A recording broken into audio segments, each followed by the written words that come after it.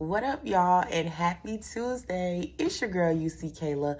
I am back, y'all, with another video.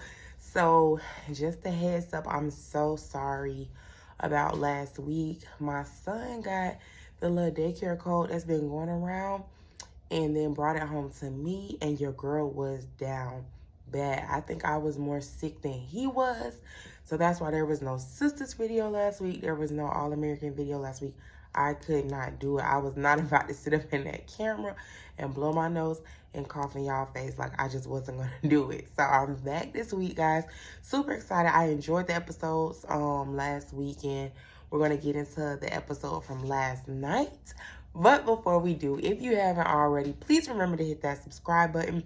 Don't forget to like, comment, and share because I only want to do the content if you want it. All right, guys. So last night's episode of All-American Homecoming was phenomenal. We're on season 2, episode number 5, and it was entitled No More Drama, like that famous Mary J. Blige song. I'm going to start out with the synopsis. And then you guys, as you guys know, I don't do a scene-by-scene breakdown anymore, but I am going to give you my top 5 moments from the episode and sprinkle my opinion and perspectives all up and through there. So, all right, let's get into it. The synopsis.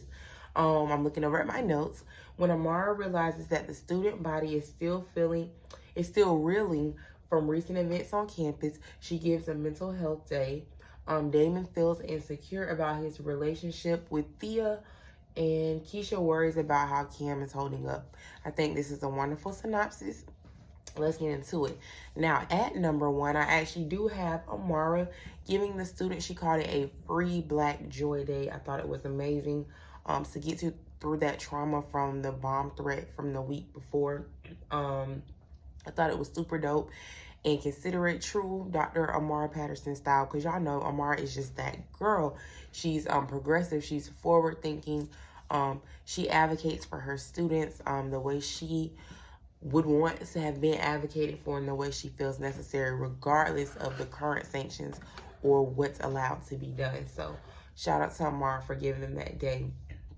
And number 2, I have Keisha choreographing the dance team to actually help other people, and how Keisha kept battling against her teacher. Keisha is really showing a lot of growth. You can tell Keisha has worked on herself.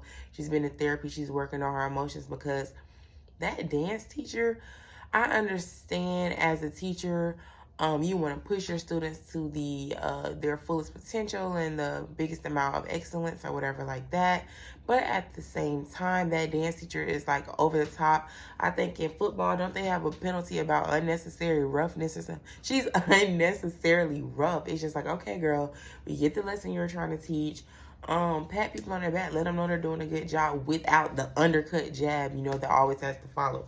I wasn't feeling the dance teacher, but I thought Keisha handled everything fabulously and was still there for her man. So go ahead, Keisha, because that's not an easy ball to juggle.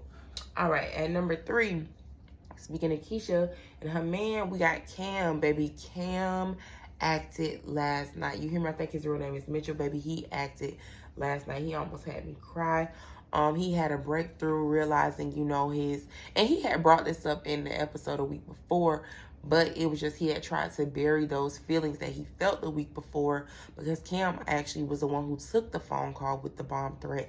So, Cam had been struggling, trying to bury it, just feeling unsafe everywhere he goes as a Black man, showing the vulnerability side of, the vulnerable side of his internal struggle, which is just no matter where I go, I'm a target. I'm not protected. I don't feel safe. It's flipped on me to feel like the enemy. I felt like that was powerful for Coach Turner, Marcus Turner, to have his back. Another Black man who has struggled, who also struggles with his mental health. I just thought it was completely powerful how Coach Turner was able to identify Cam's struggle, be there for him, and then reel out of friends in. That was big for me. So these are not coming in order of their importance. It's just the order in which I put them in. At number 4, I have Simone realizing that she was running from fun, that she is trying to overcompensate. Yes, you do have to practice to be the best at tennis and things like that, but she's overcompensating a little bit, and she doesn't want to be just tennis is all she has, like Thea said. So I felt like it was good for her to apologize to everyone about her feelings. and just give herself a chance to just be without worrying about the extra stress that she has going on back home and other aspects of her life. I did appreciate the dialogue between she and Thea. However, the writers will do that on All American. They'll have us think, oh, Simone and Thea are on the up and up. Then something happens. As long as Thea is still dating Damon, they're not going to be completely cool, because like Damon texted Simone and told them last week, their story is not over, okay? So that was out of his mouth. I mean, from his phone, I should say. And then also you have the aspect of Simone and Lando. That didn't make the list because, I mean, it's temporary. I feel about Simone and Lando how I feel about Damon and Thea. Actually, Damon and Thea is a little less temporary than I think Simone and Lando is going to be. So that's my opinion. I'm a, what they call it, Damone fan. Damon and Simone is my end game. So we'll see. I might be a little biased.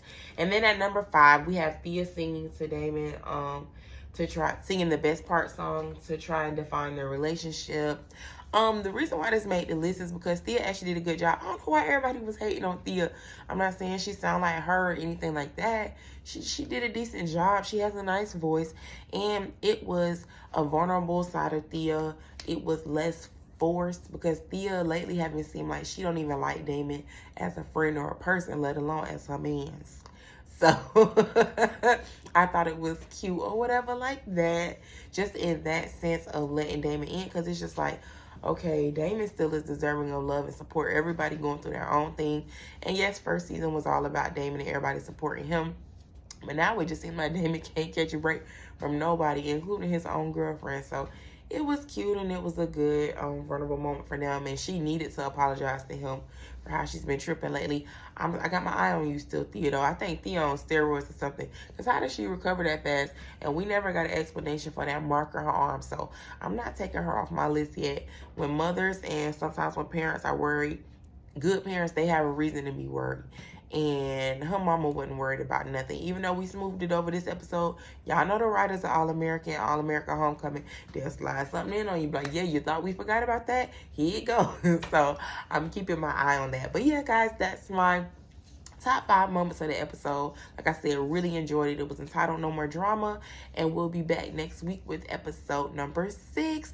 If you guys are here because you watch both shows, this show and Sisters, of course, I'll be back on Thursday with my review of that. Sorry I missed last week, but I'm really excited to get into it this week. And I hope you guys are having a fabulous start to your week. See you guys.